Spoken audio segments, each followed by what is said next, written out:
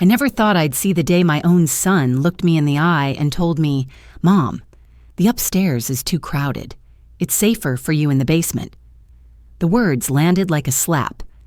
I had lived in that house for nearly 40 years. Every photo on the walls, every creak in the floorboards carried my history. That kitchen, where I taught him to read while cookies baked. The porch, where he played catch with his friends. And now, at 68 years old, I was being escorted downstairs, like a tenant, like a burden. Maisie, his wife, stood nearby, her arms folded tight. She didn't even look ashamed. "It's for the best," she said. "You'll be more comfortable with your own space." But I knew the truth. This wasn't about comfort. This was about control. The basement smelled of damp concrete. My bed pressed against the wall near the washer and dryer. A single bulb flickered overhead, casting long shadows across the boxes stacked with my old holiday decorations. Upstairs, I could hear their laughter, muffled by the floorboards. Neighbors came by once, surprised to find me down there. Maisie quickly shooed them away, her smile strained. "She likes it here." "Don't worry," she told them. But when the door shut, I caught the whisper between her and my son. "Once she's gone, the house will finally be ours." Their voices echoed louder in my head than the furnace ever could. That night, as I sat on the cold mattress, I stared at the ceiling and realized something they had clearly forgotten.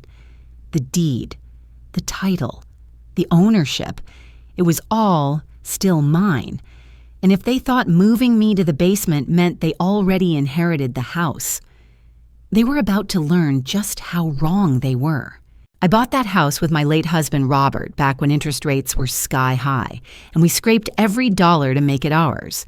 We painted the siding ourselves, dug the garden with our bare hands, and celebrated every holiday under that roof. For nearly 4 decades, it stood as the center of our family. When Robert passed 5 years ago, I assumed my son would step up, not to take my place, but to honor it. At first he did. He visited often, checked in, even fixed the leaky faucet in the upstairs bathroom. But everything shifted after he married Maisie. Maisie came from a family that measured worth in square footage and status cars. She never hid her disdain for my old house. "It's charming," she'd say through clenched teeth, before asking when I planned to downsize. And once when we were alone, she muttered, almost to herself, "If we don't get this place, we'll never afford something decent. I'm not going to rent apartments forever." For months, subtle changes crept in. Suddenly, my input at family dinners wasn't asked for. Plans were made without me. Maisie referred to the house as if it were already theirs. "When we redo the kitchen, I want quartz countertops." Not if, but when. I brushed it off at first. Families have misunderstandings, right? Maybe I was being sensitive, grieving still. But then I overheard my son, voice low in the kitchen, say to her, "Don't worry. The house is basically ours. Mom won't be around forever." That sentence gutted me more than the damp basement walls ever could. Everywhere I looked in that house, memories clashed with their entitlement. The worn banister Robert polished by hand, the living room carpet still bearing faint stains from birthday cakes and spilled punch, the porch where I'd nursed scraped knees and broken hearts. To me, it was sacred ground. To them, it was a prize waiting to be claimed. I started noticing how Maisie treated visitors. If neighbors came to check in, she steered conversations quickly. Once when a friend dropped off pie, Maisie intercepted her at the door. "She's resting downstairs. I'll give it to her as if I were bedridden, incapable, tucked away." And the more they erased me, the more they spoke of the house as if it already belonged to them. They whispered about renovations, color swatches, furniture placements. I'd catch fragments. "When we tear out that wall, when we add the deck, when we host Thanksgiving here." It wasn't their house, not yet, not ever, unless I decided. At night, lying on the lumpy mattress, I could almost hear Robert's voice reminding me, "We built this together. Don't let anyone take it from you." I realized then I was being treated like a guest, or worse, a squatter, in the very home I sacrificed for, and my own son stood by complicit. They believed the future was written. They believed the inheritance was guaranteed, but they forgot one simple truth. As long as my name was on that deed, the story was still mine to write. The first time I noticed my belongings had been moved, it was small things: an old vase from the mantel, photo albums from the living room shelf. I found them in boxes stacked neatly in the basement, as if I'd already been packed away. When I asked my son about it, he shrugged. Maisie thought it would give us a cleaner look upstairs. Cleaner, as if memories were clutter. A week later, I discovered the lock on the basement door clicked from the outside. They said it was for safety, but I couldn't shake the unease of hearing it shut above me. I wasn't unsafe. I was unwanted. The basement became my world. The hum of the dryer, the drip of a leaky pipe, the thump of footsteps overhead. Each sound reminded me that life was happening without me, and I'd been relegated to the shadows. Then came the whispers. One evening, I crept up the basement stairs, careful not to make them creak. From the kitchen, I heard Maisie's voice, sharp with excitement. "Once she's gone, we'll list the place right away. The market's hot. We could make a killing." My son's voice followed, hesitant. "Maybe we shouldn't talk about it like that." Maisie hissed back quickly. "Don't be soft." It's reality. I pressed my hand to the wall, steadying myself. They weren't just waiting for me to leave, they were waiting for me to die. That night, a neighbor knocked at the door. I heard her ask about me, concern in her voice. Maisie's reply floated down the stairs. "She's fine. She prefers it down there. It's cozy. If concrete floors and flickering bulbs were cozy, then perhaps lies were comfort." But when the neighbor left, Maisie's laughter drifted through the vents. It wasn't kind. It was victorious. The cracks weren't hairline fractures anymore. They were gaping fissures. My role as mother had been replaced by a silent figure in the basement, while upstairs, my son and his wife plotted futures that erased me entirely. In that suffocating darkness, I knew one thing for certain. If I didn't act soon, I'd lose not just my home, but the last of my dignity. The morning after I overheard their plans, I went searching. If they thought I was too weak, too old, too tucked away in that basement to fight back, they had underestimated me. In the filing cabinet Robert and I once shared, I still kept every important paper: birth certificates, insurance policies, and, most importantly, the deed to the house. My hands trembled as I slid the crisp document from its folder. My name, bold and unshakable, still sat at the top.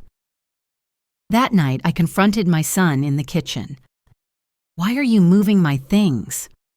Why do you talk about this house like it's yours?" He shifted uncomfortably, glancing toward Maisie.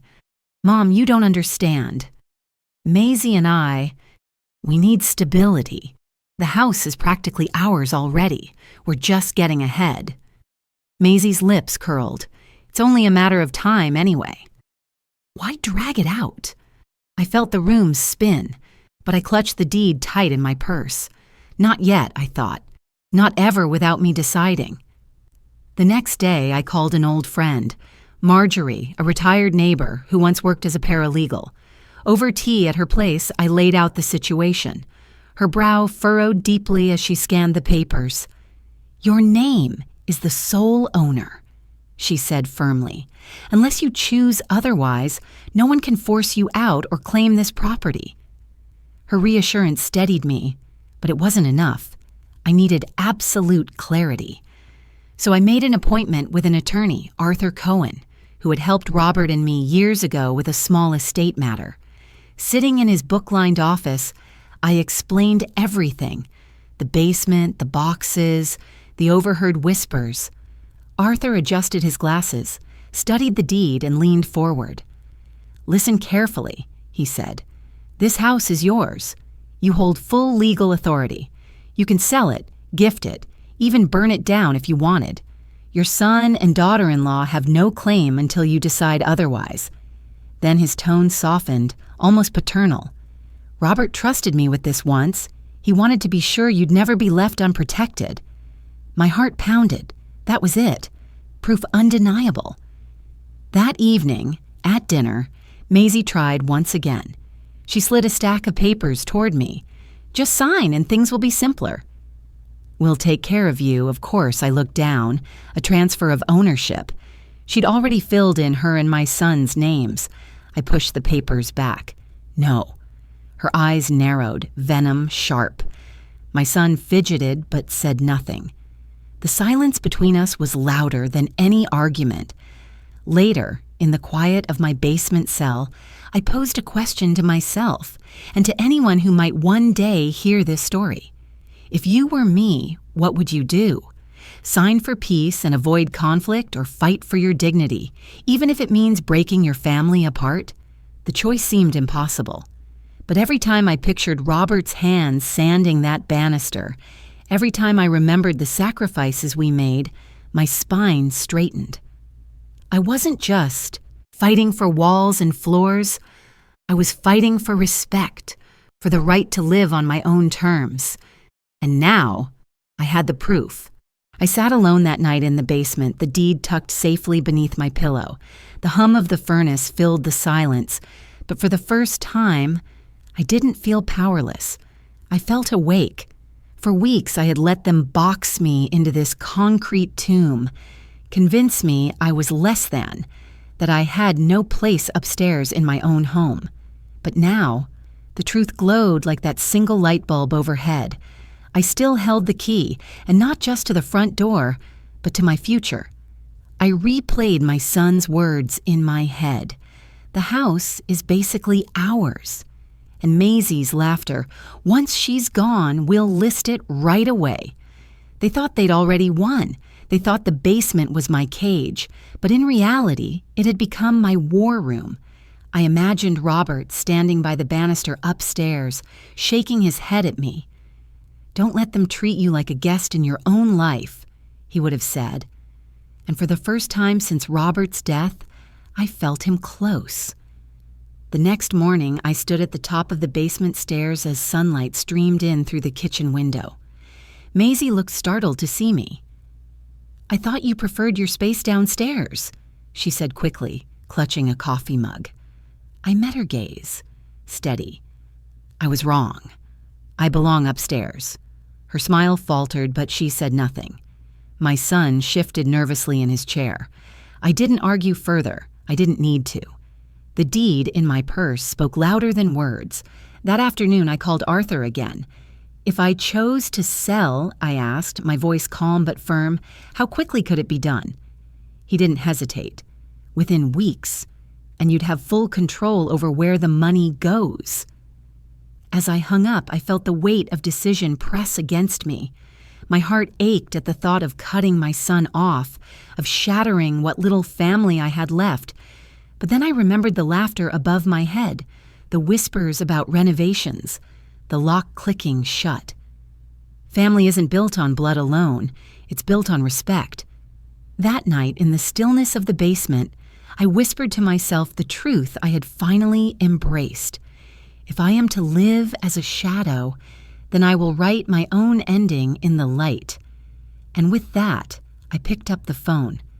Not to call my son, not to beg Maisie, but to call a realtor. The following week, I met with a realtor named Denise in the quiet corner booth of a coffee shop downtown. I didn't want Maisie or my son to see her car in the driveway. Denise was brisk, professional, but her eyes softened when I explained my situation. "You've lived there 40 years?" she asked. "Nearly my whole adult life," I said. She nodded. "Then you deserve the dignity of choosing what happens next."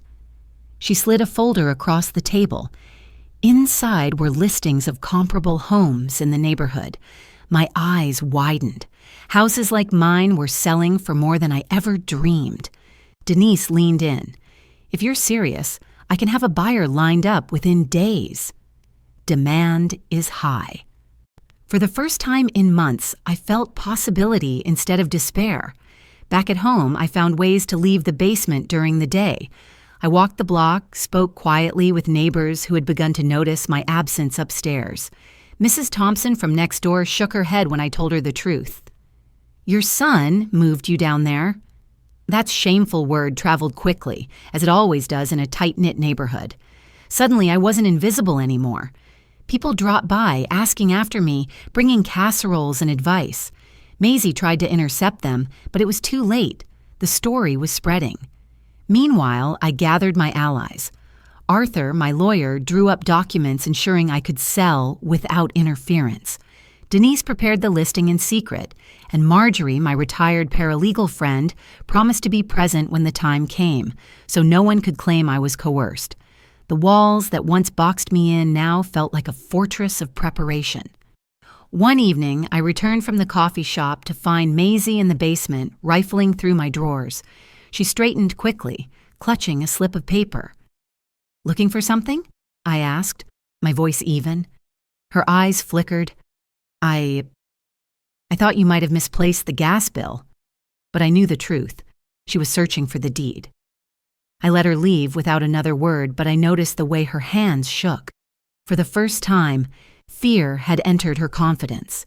That night, Denise called with news. "I have a buyer," she said. "Cash offer, well above market. If you're ready, we can move forward immediately."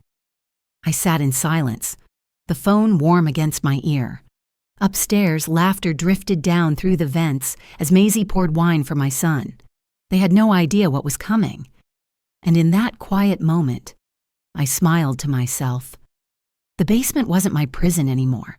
It was the place I planned their undoing. It happened on a Saturday afternoon. The realtor's car was parked discreetly 2 streets over, and Denise had already left with the signed contract in her briefcase. The buyer's deposit sat safely in my account. I was sipping tea in the kitchen when the front door burst open. Maisie stormed in first, her face crimson. My son trailed behind her, pale and stunned. "What have you done?" Maisie screeched, slamming her purse onto the table. "Denise told us everything." "You sold it? Our house?" I set my teacup down carefully, my hands steady. "Correction," I said softly. "My house." My son's voice cracked. "Mom, how could you? This was supposed to be our future. You promised—" "I promised nothing," I cut in, my tone sharper than he had ever heard. "You moved me into the basement. You treated me like a burden. And then you planned renovations over my grave. That's not a promise. That's theft." Maisie lunged forward, waving a crumpled copy of the deed she'd tried to forge. "You're old, confused. Nobody will believe this was your choice." Before I could reply, a voice rang out from the doorway. Marjorie, my old neighbor and paralegal friend, had stepped quietly inside with Arthur at her side. "I'll stand witness she's of sound mind." This decision is hers alone. Maisie froze, her confidence cracking. I reached into my purse, drew out the original document, and laid it flat on the table. My name gleamed at the top. They already believe me, because this paper and this house have always been mine. The silence that followed was louder than her shouting. My son sank into a chair, his hands clutching his hair. Maisie's eyes darted wildly, searching for an escape that wasn't there. I pulled a small set of keys from my pocket and placed them on the table. The sound of metal on wood was final, absolute. "You may have locked me in the basement," I said, my voice steady, "but today I lock you out of my life." That was the quiet climax, the weight of truth landing in a single gesture. And then came the aftershock. A knock rattled the front door. Denise stepped inside, flanked by the buyer, a woman in a smart navy suit, checkbook still in hand. "Just finalizing a walkthrough," Denise explained, her eyes flicking to Maisie with quiet satisfaction. Maisie's jaw dropped. My son looked as though the floor had fallen out beneath him. I stood tall, shoulders squared. "Meet the new owner," I said simply. "This house is no longer your inheritance." Maisie let out a strangled cry, storming out the door. My son lingered, eyes filled with something between shame and sorrow. For a moment, I almost wavered, but then I remembered the basement walls, the whispers, the laughter above my head. I turned away. The deal was done. The house was gone. And for the first time in years, I felt free. The day after the confrontation, the house was eerily quiet. The photographs on the walls, the smell of fresh coffee in the morning, everything felt the same, and yet nothing was. Maisie hadn't returned since storming out. My son came back once, standing awkwardly on the porch like a stranger. "Mom, please, we can fix this," he said, his voice heavy. I looked at him through the screen door. "Fix what?" "You chose her whispers over my dignity. You treated me like a guest in my own home. Some things can't be repainted like a wall, son." His shoulders sagged. He didn't argue. He just walked away. I packed my things slowly, folding each memory into boxes. This wasn't just a move. It was a declaration. I wasn't being forced out. I was choosing to leave on my terms. When the buyer arrived to take possession, I handed her the keys without hesitation. She shook my hand firmly. "I'll take good care of this place," she promised. For the first time in years, I believed someone. Neighbors gathered as the moving truck pulled away. Some offered hugs, others offered casseroles. But more than anything, they offered respect. And respect was worth more than any inheritance. As I sat in my new apartment later that evening, sunlight spilling through the windows, I felt lighter. The weight of the basement, of whispers and laughter above my head, was gone. I whispered to Robert's memory. I didn't let them win. And in the quiet, I felt him near again. Now I ask you, the listener, the witness to my story, if you were me, would you have chosen peace by signing everything away, or chosen dignity by selling it all? Would you forgive, or would you finally stand up? Because while my story here is finished, another is just beginning. Families are full of secrets, and sometimes the people closest to us become strangers overnight. And next time, the betrayal won't be hidden in the basement. It'll be at the dinner table. The apartment was smaller than the house I'd left behind, but it was mine. No locked doors, no whispered plans above my head. Just peace, sunlight, and the hum of a kettle on the stove. For weeks, I caught myself reaching for memories. Robert painting the banister, my son running down the hallway in his pajamas, Maisie's footsteps clicking across the kitchen floor. Some memories warmed me, others cut deep, but every time doubt crept in, I reminded myself I had chosen. I hadn't been cast aside. I had walked away with my head held high. One afternoon, my son came alone. No Maisie. He sat across from me at the small kitchen table, his hands restless. "Mom," he whispered, "I'm sorry." The words ached to hear, but they didn't undo the basement walls or the signed papers. I reached across the table, touched his hand once, then pulled mine back. "I love you," I said softly, "but love doesn't mean surrender." Remember that his eyes filled, and he nodded. For the first time, maybe he understood. That evening, as the sun set outside my new window, I whispered aloud the truth that had carried me through. I was never just a burden in the basement. I was the woman who built the house, and the woman who chose to leave it behind. And in that moment, I wasn't just free, I was whole. Now I'll ask you, would you have forgiven a son who stood silent while his wife erased you? Or would you, like me, choose freedom over family chains? Leave your answer below. I want to know if your heart would bend, or if it would finally break free. Because families keep secrets, and inheritances spark wars. And next week, we'll uncover a story where betrayal isn't hidden in basements or kitchens, but written in the ink of a will that tore siblings apart.